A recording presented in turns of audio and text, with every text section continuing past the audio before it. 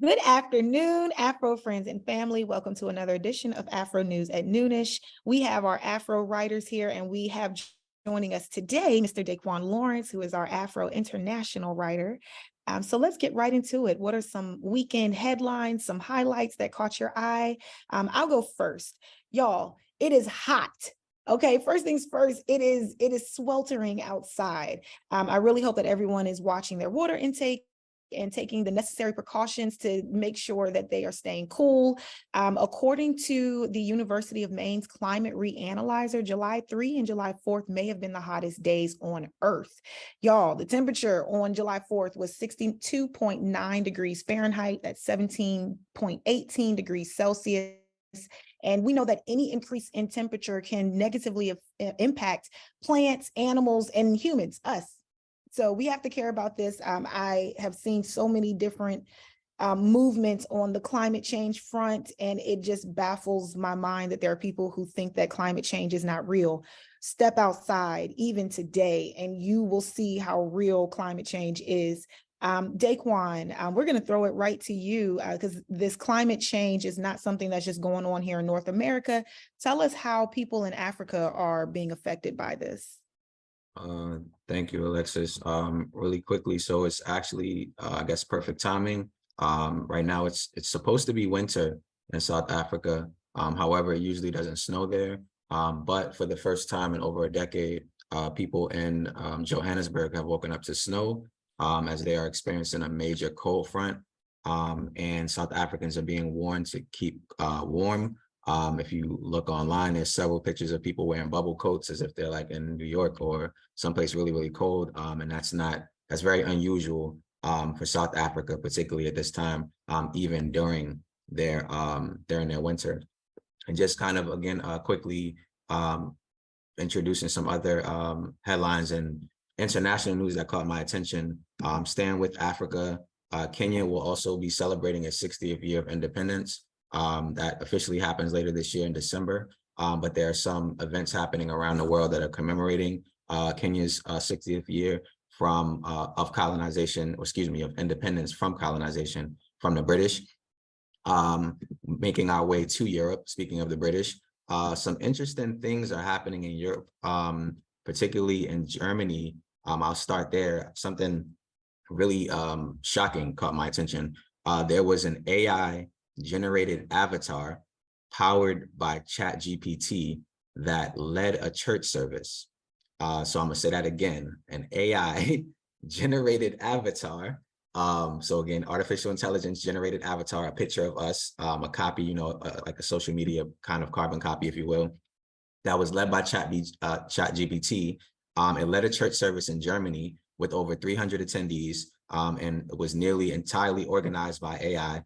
It was 40 minutes devoted to prayer, music, sermons, and blessings. That was, again, completely automated by ChatGPT. So I would definitely advise anybody to check that out because, yeah, I'm not going to give my own opinion, but that would be kind of... Hold on, Daquan, because I don't know if I want a AI bot praying for me.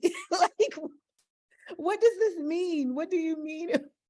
This is, so it's outside of this situation, from my understanding of AI, I think all of this is just like prompts. So I'm assuming there was like some human that had this idea that created this prompt, and somehow, some way, that, like you said, the AI just went ahead and planned everything. To me, the more interesting part, in addition to AI doing what it does or did, the avatar was a picture of a Black man. So after I think more investigation is going to be needed on my part, I plan on writing about this in the future. I don't know if that Black man gave the rights, if he said I could use my photo, or if it was just like us being on Facebook or Instagram and somebody taking a picture of us and then saying this is like somebody who could be a good sermon giver or preacher or whatever, and they just use it in Germany. But this is happening, y'all, and I definitely stay on the lookout for it. And more quickly, just to wrap up, on a more serious note, in France, there are several ongoing protests for different interrelated reasons. So a couple of weeks ago, maybe about 2 weeks ago now, or approaching 2 weeks ago, a 17-year-old by the name of Nahel M was killed by the police. The police officers initially claimed that he tried to run them over. He was shot at during a traffic stop. The initial report was proven false by the police officer, and there's online videos going around, social media videos, where the young man was actually not trying to run down the police, and he was unlawfully and murdered. More important in this case is there's a right-wing group that has started a GoFundMe in support of the cop who shot the teenager, to support the funds that the court fees that is going to be cost and accrued over this process, because pretty much the cop is kind of caught red-handed. And relatedly, there's also other protests happening over France in commemoration of other Black men and women who were either persecuted by the police unlawfully. So I would say that's the wrap up in terms of international news.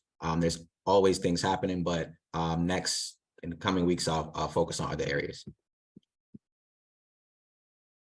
Thank you for that update, Daquan. Again, welcome. Good job with sharing the international news for the first time with us. If you are interested in more of Daquan's writing and his updates on what's happening in France and in Africa, make sure you check out afro.com. All right, Ashley, what is happening in the nation's capital? A lot is going on, especially since the Supreme Court rulings. A lot of people are gathering together to make sure that they and their communities are feeling protected. The Black community specifically is, feeling attacked, especially with affirmative action being rebuked. And so we have seen a lot of response from Sherilyn Eiffel, who formerly served as the NAACP Legal Defense Fund's 7th president, which is an organization that was founded by Thurgood Marshall. And so recently, actually like a week before the ruling came out, she was announced or named the Vernon E. Jordan Inaugural Chair at Howard University, which means that she'll be bringing a Center for Law and Democracy to the university, centered around the 14th Amendment, which is why the justices decided that the affirmative action ruling had to be overturned. And so we're really looking forward to what she'll bring to Howard University, all of the resources, and she'll be chairing the Thurgood Marshall Civil Rights Center. She'll be working with the executive director of the Thurgood Marshall Civil Rights Center to do casework for other people around the country who are experiencing discrimination and other stuff like that. And I know that was a lot to handle, but thankfully DC will be having some new entertainment features that are coming out, specifically the Metro rail car, which will be serving alcohol from Wednesdays to Saturdays after people get off work. It's going to be located at 640 Rhode Island Northeast. And it will start from 4 p.m. and continue throughout the night. Their first day will be Wednesday, July 12th, and people are excited to take their ride home while getting some drinks and some food at a popular site in DC. So a lot of people are looking forward to that. For those updates, Ashley, you are right. There is a lot happening in DC. Let's throw it to Miss Aria Brent. What is happening? What caught your eye? All right, so this weekend, what caught my eye, I saw a report noting that the lawsuit that was filed last year by the last few survivors of the Tulsa, Oklahoma race massacre, the case that they were filing has been dismissed, unfortunately. So there hasn't really been much of a ruling on it, but the reason that it was dismissed is because they said there was prejudice, being that they noted that just because they were tied to a historical event doesn't mean that they were directly affected by it, therefore not making it valid for the case. So all 3 people who filed the case are all centenarians. They're like 108, 109, and 102. Like we said, the last survivors of the case, but unfortunately it hasn't gone anywhere, and they can't refile because of it being ruled prejudice.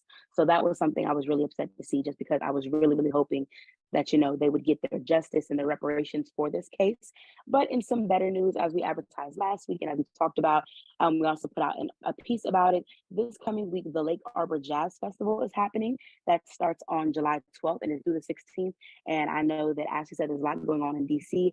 This is in PG County, so it's kind of in that area. If you're in the DMV, please make your way out. If you haven't already, buy your tickets. This is an event you do not want to miss. They have so much going on. There's going to be a celebrity golf outing. There's going to be an all-white affair. Once again, I stated last week, I'll say it again, you know how Black folks love an all-white affair. Y'all get your suits and show up.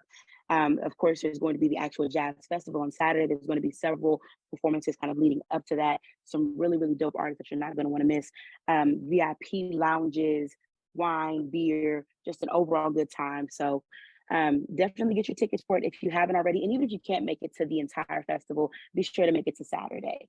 So that is going on this week, but that's all the updates that I have. Thank you for those updates, Aria. And on your first update, I personally feel like if you were alive and in Tulsa and Black and during this massacre, like you were affected.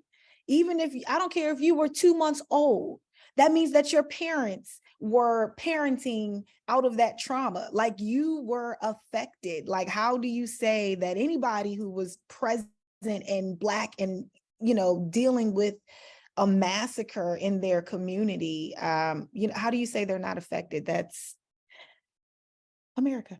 All right, let's go to another America. topic. Maybe that's what we need to be on the chicken box with this week. All right, Megan, what do you have for us on the business end? Yeah, so the first thing I just want to draw everyone's attention to in DC news is that the retail village at Sycamore and Oak is now open to DC's Congress Heights community and Ward 8. The 23,000 square foot community-led and sustainable development is now home to 13 local Black-owned small businesses, ranging from restaurants to apparel stores. So I basically did a little mini profiles on some of the businesses that are going to be at the retail village. One of those is We Fit DC, which is the first gym in Congress Heights, the first ever in that community. So they're very excited about that. And then there's some others, including Fresh Food Market, which is trying to fight food deserts in Congress Heights. We have Via Beauty, which actually only features Black-owned beauty products. As we know, we're the largest consumers in that industry, but we don't have a lot of ownership. So she's really trying to promote Black-owned beauty brands. And then there's also a little information on Love More brand, which is an anti-violence apparel brand. And then my second story is in Baltimore. So four 8th grade students from New Song Academy recently won big at Philanthropy Tank Finals event in Pikesville, Maryland. The students won $13,000 for their business pitch of Be More Fresh, which is an initiative to improve access to healthy food across Baltimore. The teenagers all live nearby New Song Academy in the Sandtown Winchester Harlem Park neighborhood. In this area, 59.4% of the land is covered by a food desert, which means that it's hard to access affordable, healthy, fresh food. The social enterprise Be More Fresh is going to be using the $13,000 to buy a decommissioned MTA bus. They're then going to put refrigeration in there and shelving and things like that. They're going to partner with local farms to source fruits and vegetables and then take them to the communities in Baltimore that need them.